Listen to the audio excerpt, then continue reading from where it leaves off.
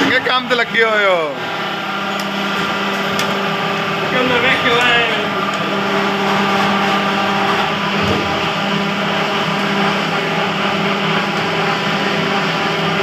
ਮੈਂ ਤੁਹਾਡੀ ਗੱਲ ਦੇ ਵਿੱਚ ਨਹੀਂ ਬੋਲਣਾ। ਇਹ ਗੱਲ ਨਹੀਂ ਹੋਣੀ। ਮੈਂ ਬੋਲਣਾ ਹੀ ਕੋਈ ਨਹੀਂ।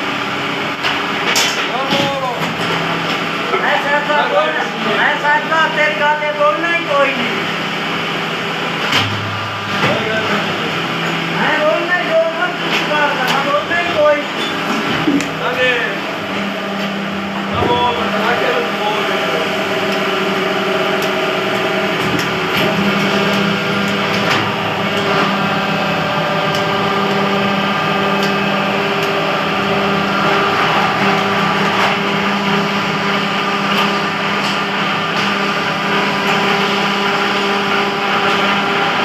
ਚੰਗੇ ਕੰਮ ਤੇ ਲੱਗੇ ਹੋਏ ਹੋ, ਚੰਗੇ ਕੰਮ ਤੇ।